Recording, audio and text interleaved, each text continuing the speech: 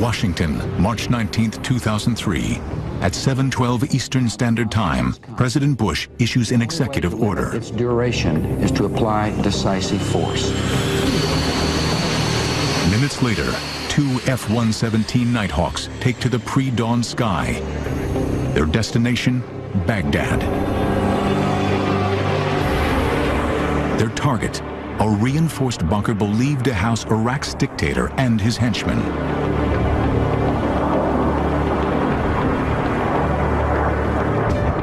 Undetected, the Blackjets pierce the most heavily defended airspace on Earth and prepare for a decapitation strike, one that could end a war even before it begins. This is stealth warfare.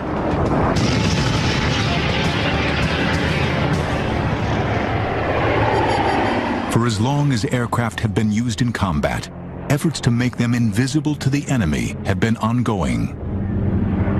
By the First World War, attempts to build stealth aircraft concentrated on the use of camouflage to make planes difficult to detect visually.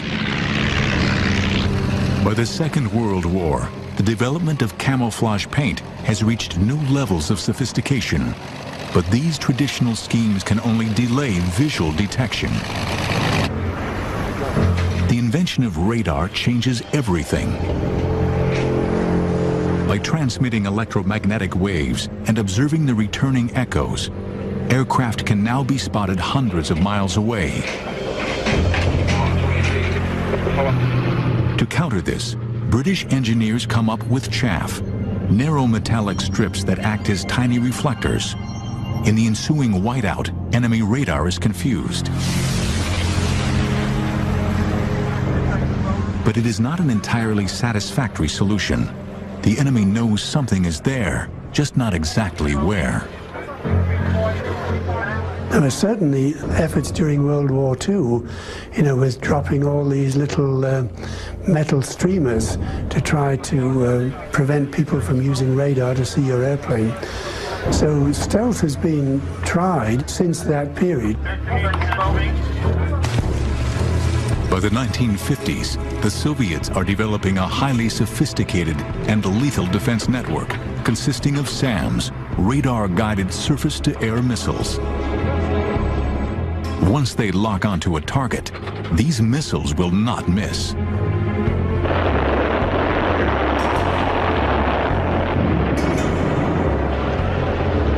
The development of these weapons sends shockwaves around the world.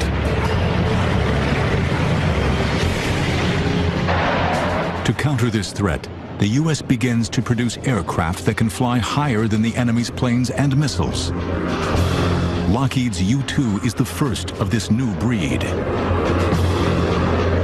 The U-2 is an attempt to keep an airplane from being struck down by enemy fire. And we're looking at altitude being its primary defense against missile threats from the ground. But in May 1960, disaster strikes. A U-2 flown by Francis Gary Powers over the Soviet Union is shot down by a SAM. Flying at high altitude is no longer sufficient. Lockheed adds speed to the equation. Flying at Mach 3 at 80,000 feet, the SR-71 Blackbird is untouchable. But the reconnaissance aircraft is still detectable to radar. Although no Blackbird is ever shot down, the Soviets come very close on more than one occasion.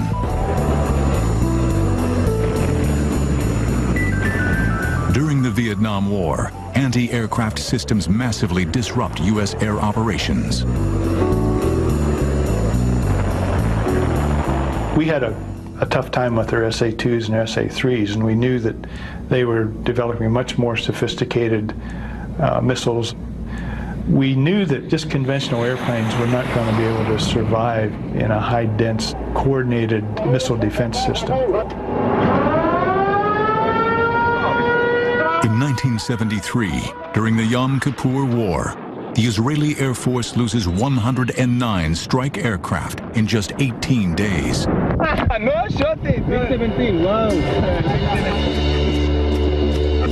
Extrapolating the Israeli loss ratio into a NATO Warsaw Pact scenario, U.S. strategists realize that NATO air forces would be no match for the Soviet missiles. The Air Force were recognizing the fact that there was no practical way of penetrating the Soviet defenses with our existing air forces, period. And so there was a requirement for a radical change in the stealth capabilities of an airplane to penetrate. For the aircraft industry, stealth represents a radical change in design, an engineering step too big to even contemplate. Manufacturers, for some reason, didn't pay much attention to this in the 50s and 60s and even in the 70s. And I think one of the reasons for that is the amount of radar cross-section reduction you had to make to go from a conventional airplane to a truly stealthy airplane. The number was so big that most people dismissed it as something, why waste your time on that? But by early 1974, DARPA, the Defense Advanced Research Projects Agency, has become sufficiently worried about the Soviet-made SAMs. It asks 5 manufacturers to identify a means of making an aircraft undetectable to radar. Surprisingly, Lockheed, the makers of the U-2 and SR-71, is overlooked. In 1975, Clarence Kelly Johnson retires as president of Lockheed's Advanced Development Program, known as the Skunk Works. His successor, Ben Rich, hears about the competition and lobbies hard to get the Skunk Works into the thick of the action.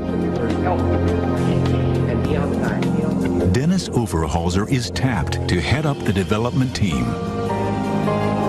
One day, while conducting research, he comes across an obscure paper written in 1962 by a Soviet scientist. It contains a mathematical formula for calculating the radar return of a flat object.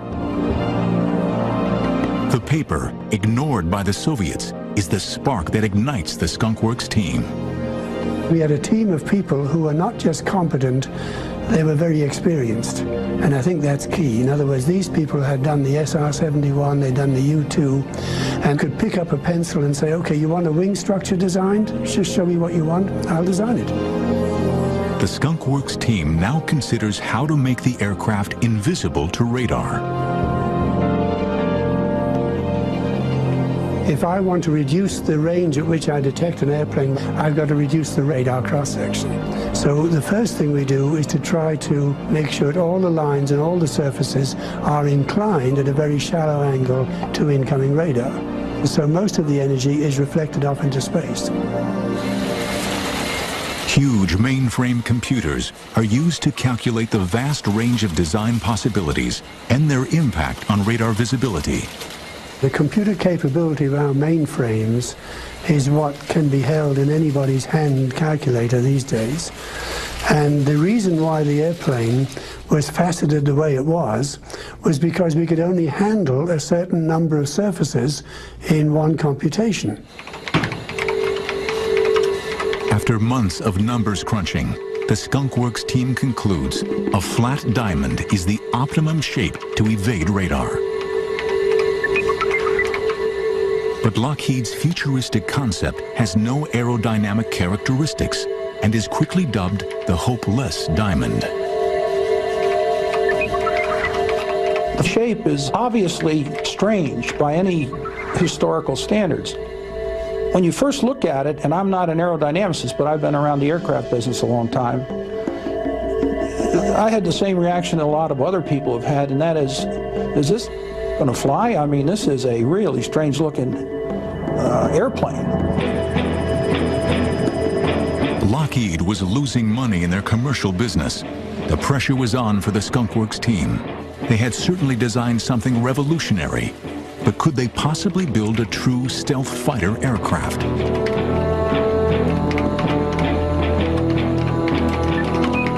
Would the hopeless diamond defy its critics and fly? In March 1990, an SR-71 Blackbird set a coast-to-coast speed record when it flew from Los Angeles to Washington, D.C. in just 64 minutes. Its average speed was 2,144 miles per hour. By the mid-1970s, the Cold War was getting hot. Soviet nuclear testing and arms proliferation is threatening international relations. America's fear of the Red Threat was definitely alive. In this, the Skunk Works at Lockheed labors 24/7 to turn a flattened diamond outline into a flying delta-wing stealth aircraft. If we take this diamond shape and chop some pieces out of it, that's pretty much how the airplane was evolved. We just started from that very simple concept and chopped it around until we got something that looked like an airplane. In April 1976, armed with these new futuristic outlines, DARPA declares Lockheed the winner of its competition. Under the codename Have Blue, the design stage will be supervised by the Air Force. Fearing espionage, the Air Force imposes the highest level of security imaginable. Everything stays inside the building, and the building has no windows. And you just don't talk about it when you're outside, and you have the minimum amount of government people who actually interact with you. Very few of the senior management of Lockheed Corporation in the corporate office or elsewhere knew of the existence of this program. They did not know it existed. But the staff at Skunk Works knows all about sensitive operations. Well, there's always sort of a wartime environment at the Skunk Works, which goes back to the U-2 operations and the SR operations. We're always doing things in a clandestine sense, and we're always sort of, quote, at war when the rest of the services and the rest of the country is not. Now Have Blue is the most top-secret program in the country. Under extraordinary conditions, 2 technology demonstrator aircraft are to be produced. One, to test the basic flying qualities of the design. The other, its stealth. But there are some major challenges ahead. Alan Brown tackles the crucial problem of reducing the plane's radar cross-section. The inlets on an airplane looking nose-on are really the dominant source of return. The energy goes in the inlets and rattles around and just comes right back like these 2 lighthouse beams. So if you can reduce that, then you've pretty much taken care of the rest of the airplane. So I came up with a fiberglass grid which incorporated an absorbing material. And we used to call it the Roach Motel because there was an ad at that time on TV for the Roach Motel. Roach Motel. The roaches check in, but they don't check out. And that was the theme with the radar waves. The waves were absorbed to a large extent by the filter at the front, but what did get through to the engine face could not come out again. Finally, RAM, radar-absorbing materials, are added to minimize the remaining radar signature. The radar-absorbing material was made in sheets like linoleum. And then these sheets were cut to fit the facets of the airplane, the flat surfaces, and then they were put on adhesively. So it took quite a bit of manpower to do all this work because the whole airplane was covered with this stuff, and it had to be done very precisely. By the summer of 1977, American moviegoers are in the grip of Star Wars mania. Meanwhile, their own government is turning science fiction into science fact. In November, the Have Blue prototype is secretly transported to the Nevada desert for a series of covert test flights. The following month, as America goes about its business, unaware of the highly classified project, the world's first stealth aircraft makes its maiden flight.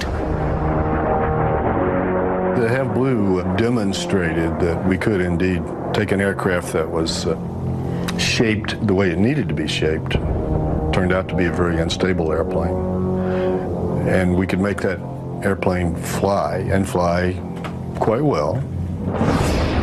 But after just 6 months of test flights, disaster strikes. On May 4th, 1978, the first prototype suffers engine failure and crashes. The pilot, Bill Park, ejects. And then 2 months after crashing Airplane 1, after much agonizing and soul-searching and reviewing and changing, we were airborne again in Airplane 2 and out measuring our stealth machine. The plane proves almost invisible to all but the most advanced radar systems. And head-on, Have Blue is undetectable. The program is a huge success. Then, in July 1979, disaster strikes the second Have Blue prototype.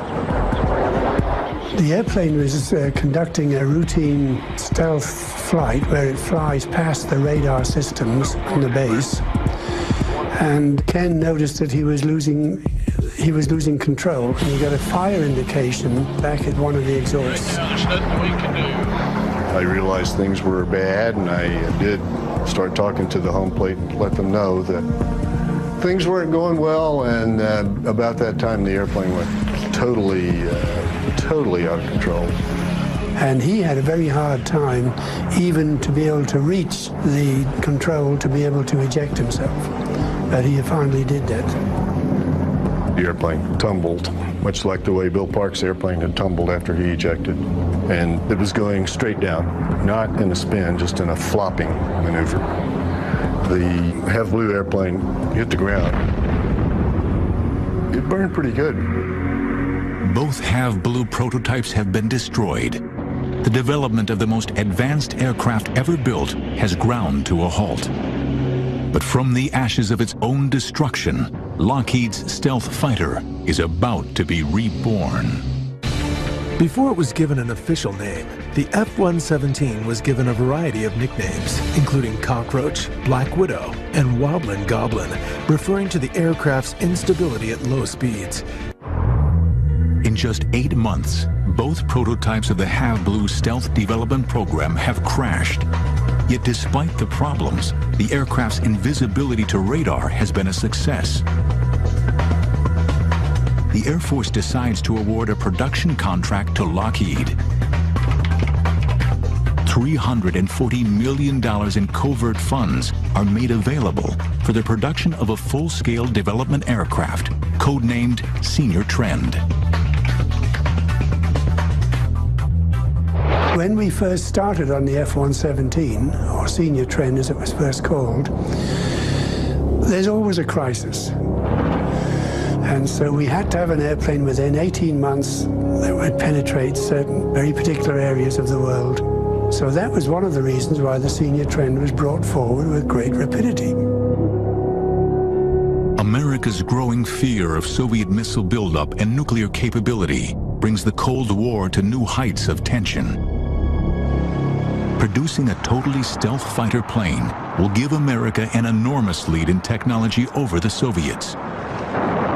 The stakes could not be higher. Ivan was alive and well. We still had the Cold War really big and hot, and I was aware and was reminded constantly that the bad guys were out there looking for anything they could find. The project will again be black, top secret, and again top military brass will go to great lengths to prevent enemy knowledge of the covert project. Even the American aviation business at large will not know what's going on. Everybody had to have a secret clearance, and everybody had to be specifically through the security system that allowed them into the program. A lot of your subcontractors don't know who they're dealing with. Maybe the president of the subcontractor does, but most of the people working on it, they don't know they're shipping anything to the Skunk Works. They just know they're making something and it gets put in a box and sent. To save development time and to avoid raising suspicions, the new aircraft will borrow some technology from existing jets. The flight control system is taken from the F-16, its cockpit features from the F-18, and its navigation system from the B-52. So in general, there was a philosophy that if you've got to have some radical stuff done, which takes a lot of effort, you make the rest of the airplane absolutely as conservative as possible, because you do not want to stub your toe in an area which you didn't need to. Finally, on June 18, 1981, 2 years after launching the program, the Senior Trend aircraft is prepared for its first flight over the Nevada desert.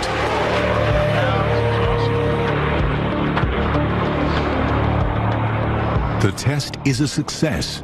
Senior Trend has a staggeringly low radar visibility.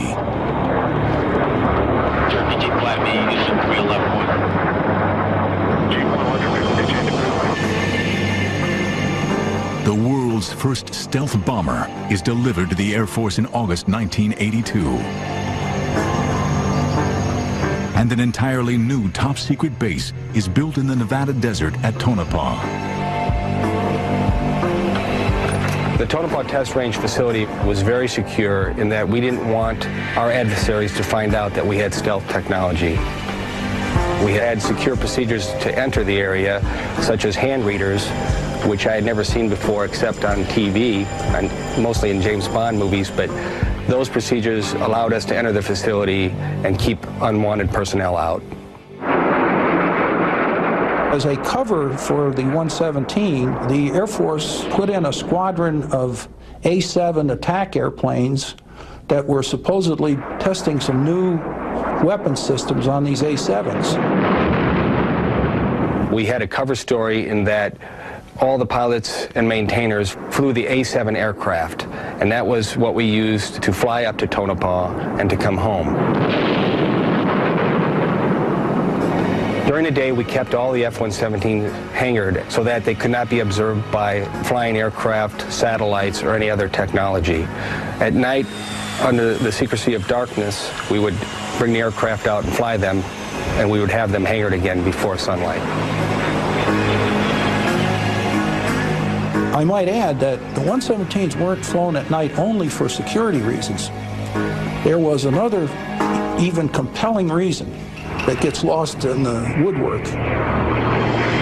I remember being in my office on the F-117, and Bob Dixon, who was the four-star head of Tactical Air Force, who was talking about the color scheme. And he said, "This airplane is going to fly at night, Brown, isn't it?" I said, "Yes, sir, it's fly at night." He says, "Well, paint the damn thing black." So we painted the damn thing black. First impression you get of the 117 is a Star Wars thing, the Darth Vader look about it. You see it head on, and you immediately, there's this large black, totally flat-plated, no rounded surfaces. What's unique about the F-117 is just the feeling you get when you walk up to it. Your heart really starts pounding. It's almost like you're approaching a woman that's maybe better looking than you ever thought you'd even be able to talk to. And so when you approach this woman, you do it carefully, but with a lot of respect. I always refer to it as a woman's evening dress, a little black dress. It's extremely sexy. It is a killing machine, though. Make no doubt about it. It is a killing machine, but it's a good-looking killing machine. A new unit, the 4450th Tactical Group, is created to fly the new Blackjet, and a new name is needed. The aircraft is given a surprising designation, the F-117. This was definitely an attack airplane, and of course the question then is, why is it called an F-117 when F stands for fighter? And again, we've got to go back to Bob Dixon, who was head of TAC, and he was going to use his very best fighter pilots on this program because it represented the top point of the Air Force. Well, no fighter pilot worth his salt is going to fly an airplane with a B designation in front of it, and maybe not an A designation, which means attack. So they called it an F, to make the fighter pilots feel like they're flying fighters. It's a fairly roomy cockpit for a single-seat fighter. I thought it would be a small kind of a cockpit, say like the SR-71 or the U-2. And when I actually got in it, there's plenty of room for all the equipment that's required to operate the aircraft. Without this flight control technology, the pilots would have a tough time flying the jet. I thought that I was going to feel a little bit disconnected, more like somebody operating a computer, where I might have been kind of along for the ride, inputting my vote here and there. I call it a wet bag of cement or a Coke machine. If it loses its ability to fly by wire, it is a inherently unstable platform. It has no glide. It will fall to the earth, probably and not in a polite fashion, I might add. Nonetheless, when you're actually sitting in the cockpit and you're advancing the throttle or you're engaging a left turn or a right turn with the center stick, the aircraft flies just like any other fighter that I have flown in the past. The aircraft is so well designed and modeled that you really feel like you're strapped to the machine and you are putting the aircraft and the weapons exactly where you want to.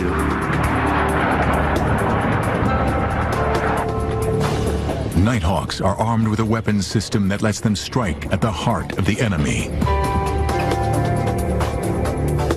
High-tech laser-assisted mapping and guidance systems allow the Blackjets to release deep penetration bunker busters with pinpoint accuracy.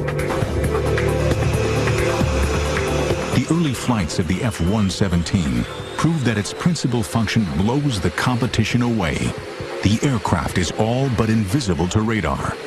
Stealth's development has, by any standards, been lightning fast. But the program has also been expensive. To date, the total cost has been over $6.5 billion. With additional aircraft ordered, this will soon rise.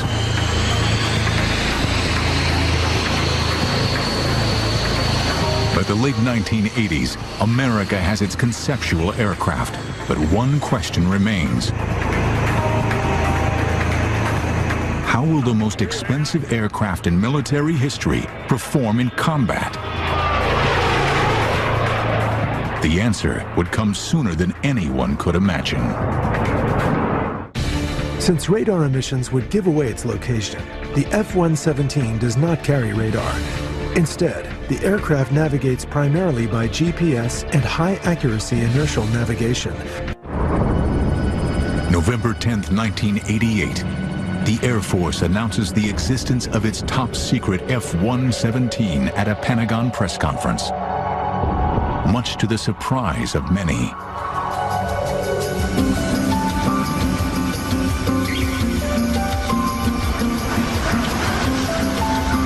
I was on vacation in South America at the time and first saw it in a Portuguese language newspaper, a photograph of our airplane. And my immediate reaction was to try and call somebody in Washington and say, do you know there's a picture of our airplane in a Brazilian newspaper? A total of 59 aircraft are being procured.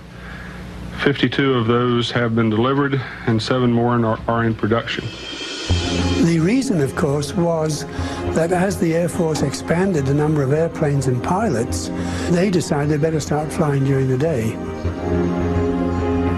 By the fall of 1989, America's stealth fighter is no longer shrouded in secrecy.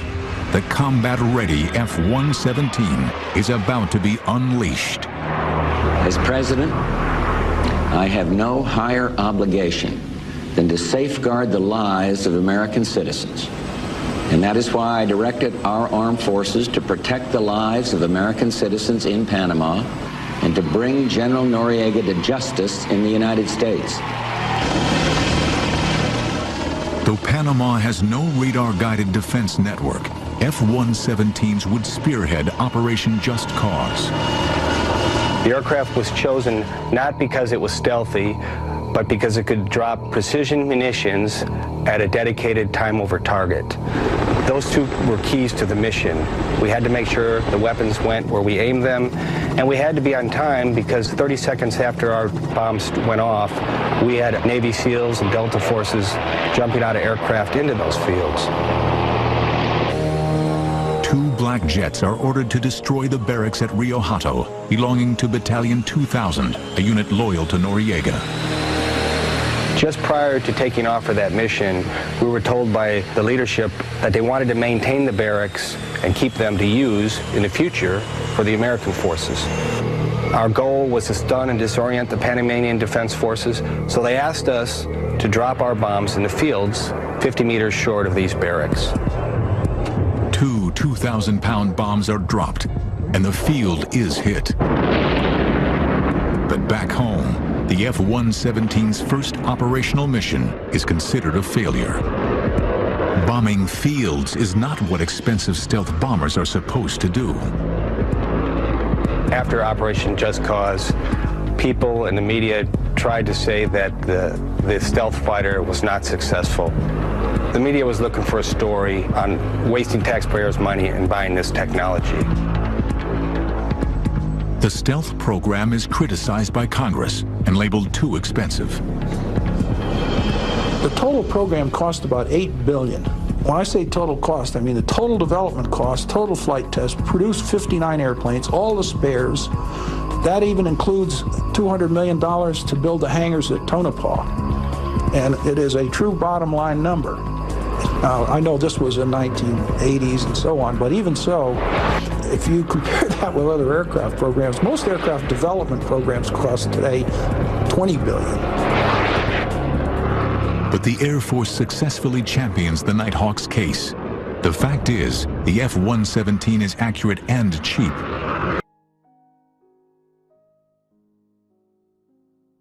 August 2nd, 1990, Saddam Hussein occupies oil-rich Kuwait.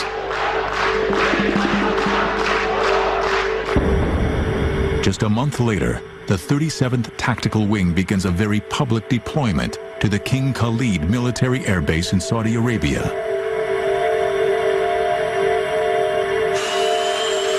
The disappointments of Panama will not be repeated during Operation Desert Storm.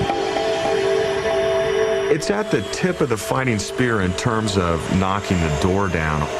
If you got to go downtown, you got to take out those strategic targets, and you've got to penetrate that integrated air defense system. The F-117 is the weapon system of choice.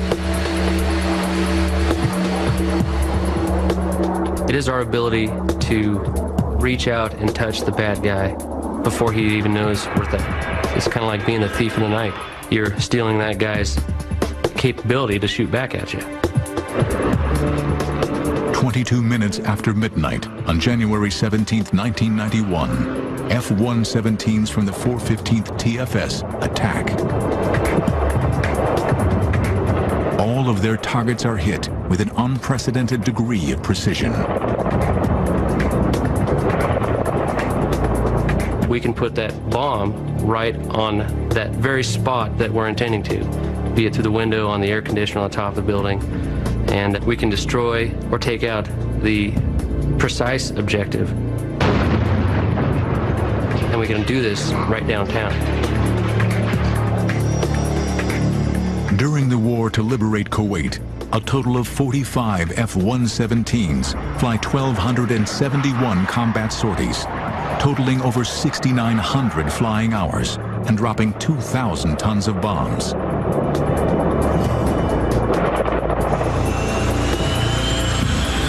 Representing just 2% of the attacking force, Nighthawks dropped almost 40% of the total number of bombs used in the conflict.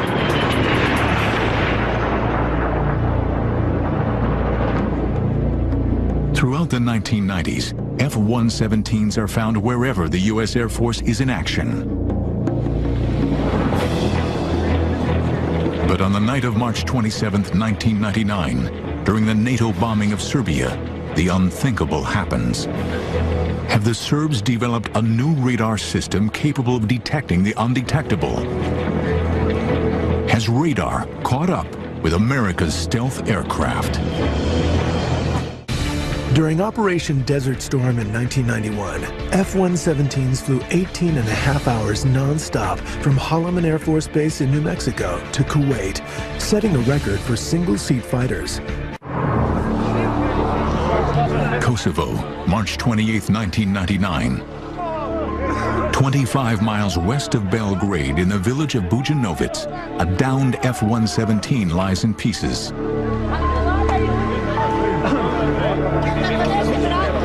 Serbian television transmits pictures of the wreckage around the world. The images send shockwaves throughout the U.S. as the Pentagon refuses to explain the cause of the crash. Get your cameras out and take a shot. During the course of the 1990s, there had been 6 major incidents involving F-117s.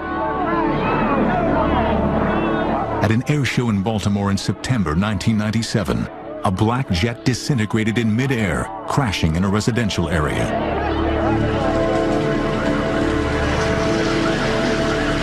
Could the downed jet in Kosovo have been the result of a similar catastrophic failure? The information surrounding that, of course, is still classified. A bullet doesn't have a radar, and it doesn't care where you're at. And the chances of one of those hitting me ballistically or just out of the blue is pretty small. But he got hit, so it can happen. Obviously, the loss of an F-117 is going to impact the community. We don't own a lot of them as a country or as an Air Force, so losing one is significant. Whatever the cause of the crash, it did not affect the operational status of the world's first stealth aircraft. Post-September 11th, Saddam Hussein is once again seen as a threat in the Middle East. As fears about his weapons of mass destruction grow, America's patience runs out. Coalition forces have begun striking selected targets of military importance to undermine Saddam Hussein's ability to wage war. Now that conflict has come, the only way to limit its duration is to apply decisive force. In Operation Iraqi Freedom, F-117s would draw first blood. Flexibility is what the F-117 gave us in Iraqi Freedom. The very opening night of the war, where they had a key target that they needed taken out, they had to figure out very quickly what kind of airplane was going to go in there and take out that target, and their choice was the F-117. Based on intelligence, a gathering of Iraqi leadership is identified. In a military decapitation exercise, stealth will be used to try to eliminate the key players of the regime. I mean, man, if you could hit the one target that completely ceased all hostilities, that'd be the juiciest target of all. If I could go in there one night and stop the war, that would be money. If it was the one right downtown, right in the center, the hardest one to get to, that's the job of the F-117, is to hit that target. That was the objective of night one. If we can cut the head off the snake, the game's over.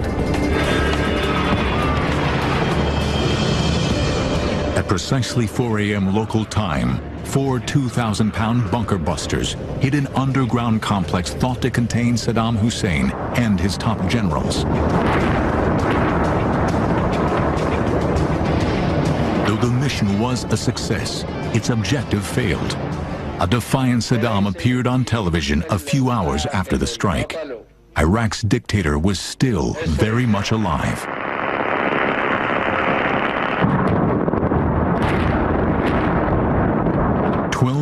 After the first Gulf War, new technologies would be employed to utterly destroy Iraq's ruling elite. But Baghdad, one of the most heavily defended cities in the world, is no easy target.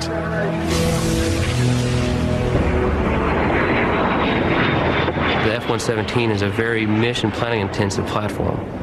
Our tactics are all talked about, contrived, built on the ground and put into the computer. We put our tactics in this little black box, stick it in the aircraft, it sends it to the computer, I take off, I turn the autopilot on, and it's basically like pushing the go button on the jet. When you're flying it, the autopilot is flying the airplane doing exactly what the mission planners told it to do. However, what it isn't doing is not guiding the bombs to their target. So you have a very short period of time where you are doing your job. The rest of it is letting the airplane fly. Going downtown the first night for me, I had a lot of anxiety because I didn't have complete faith in the technology. I've only been shot down before.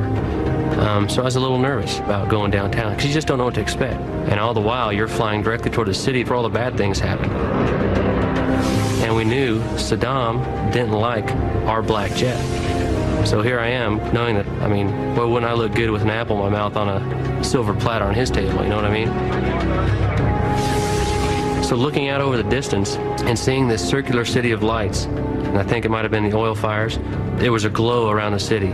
That just added to the surrealism. You hit a predetermined point that we call an IP, which stands for initial point. Once you cross that point, the aircraft will make an appropriate turn or descent to align itself on its attack axis. All does it automatically. You're just systems managing at that point. And the next thing you know is AAA starts lighting up over the town. And I thought to myself, wow, that's a lot of lead in the air. And you keep looking at that point that turns you left into Baghdad. And you just stare at that thing going, boy, here it comes, here it comes. The next thing you know, you look to your right, lots of AAA, lots of SAMs, and the jet turns right into it. And you're like, oh my God, down the chute we go. Once it makes that initial turn onto its attack axis, you run through a series of steps. You want to check, for example, your fuel, your altitude, your time, where you're at in the timeline, and your speed. That will run you through this ballet of sorts to get you into that bombing run mode. I'm so thankful that I'm on the delivering end when I'm flying the F-117, because I would not want to be asleep in the middle of the night, or awake for that matter, and then have something that I never heard coming, never saw it. Although, in another respect, maybe that's the quick and painless way to go if you're the enemy. No official statistics on the effectiveness of Nighthawks during Iraqi freedom have been released, but its contribution was immense. No other aircraft in the U.S. arsenal can do the job it does so well. The F-117 was the first aircraft that was just purely designed around the idea of stealth and being able to go into a highly defended target area with near invisible capability, deliver precision weapons, and then get back out safely. And obviously it's proven itself several times in that scenario. The aircraft, designed in absolute secrecy at the height of the Cold War, is as potent a weapon today as it has ever been. The F-117 is capable of utterly destroying defense infrastructures without ever being detected. For its pilots, the advantage in modern warfare is unbeatable. To a truly stealthy airplane, the number was so big that most people dismissed it as something, why waste your time on that? But by early 1974, DARPA, the Defense Advanced Research Projects Agency, has become sufficiently worried about the Soviet-made SAMs. It asks 5 manufacturers to identify a means of making an aircraft undetectable to radar. Surprisingly, Lockheed, the makers of the U-2 and SR-71, is overlooked. In 1975, Clarence Kelly Johnson retires as president of Lockheed's Advanced Development Program, known as the Skunk Works. His successor, Ben Rich, hears about the competition and lobbies hard to get the Skunk Works into the thick of the action. Dennis Overhalser is tapped to head up the development team. One day, while conducting research, he comes across an obscure paper written in 1962 by a Soviet scientist. It contains a mathematical formula for calculating the radar return of a flat object. The paper, ignored by the Soviets, is the spark that ignites the Skunk Works' shockwaves around the world.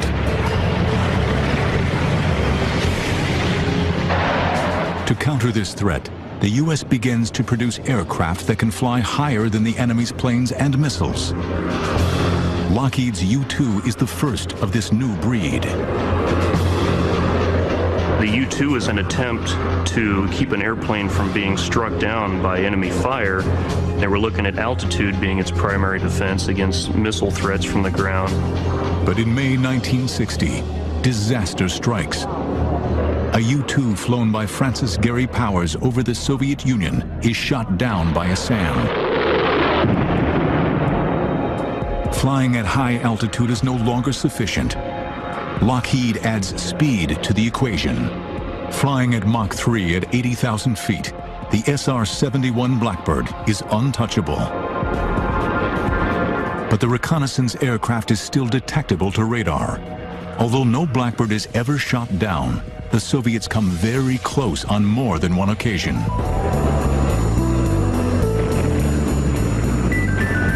During the Vietnam War, anti-aircraft systems massively disrupt U.S. air operations. We had a tough time with their SA-2s and their SA-3s, and we knew that they were developing. Washington, March 19, 2003. At 7:12 Eastern Standard Time, President Bush issues an executive order. Its duration is to apply decisive force. Minutes later, 2 F-117 Nighthawks take to the pre-dawn sky. Their destination, Baghdad. Their target, a reinforced bunker believed to house Iraq's dictator and his henchmen.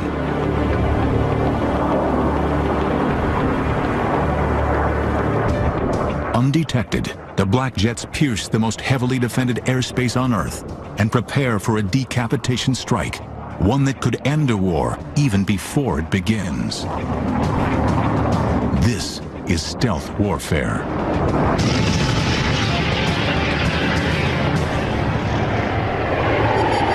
For as long as aircraft have been used in combat, efforts to make them invisible to the enemy have been ongoing.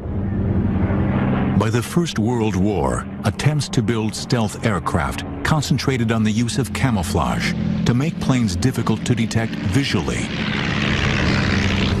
By the Second World War, the development of camouflage paint has reached new levels of sophistication, but these traditional schemes can only delay visual detection. The invention of radar changes everything. By transmitting electromagnetic waves and observing the returning echoes, aircraft can now be spotted hundreds of miles away. To counter this, British engineers come up with chaff, narrow metallic strips that act as tiny reflectors. In the ensuing whiteout, enemy radar is confused. But it is not an entirely satisfactory solution. The enemy knows something is there, just not exactly where. There were certainly efforts during World War II, with dropping all these little metal streamers to try to prevent people from using radar to see your airplane. So stealth has been tried since that period. By the 1950s, the Soviets are developing a highly sophisticated and lethal defense network consisting of SAMs, radar-guided surface-to-air missiles. Once they lock onto a target, these missiles will not miss.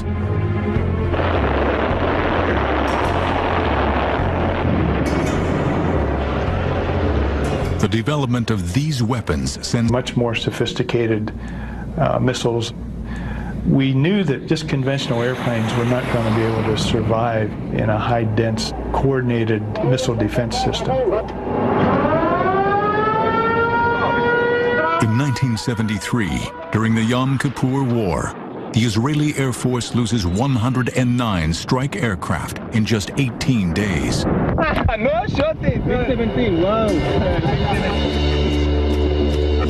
Extrapolating the Israeli loss ratio into a NATO Warsaw Pact scenario, U.S. strategists realize that NATO air forces would be no match for the Soviet missiles. The Air Force were recognizing the fact that there was no practical way of penetrating the Soviet defenses with our existing air forces, period. And so there was a requirement for a radical change in the stealth capabilities of an airplane to penetrate. For the aircraft industry, stealth represents a radical change in design, an engineering step too big to even contemplate. Manufacturers, for some reason, didn't pay much attention to this in the 50s and 60s and even in the 70s. And I think one of the reasons for that is the amount of radar cross-section reduction you had to make to go from a conventional airplane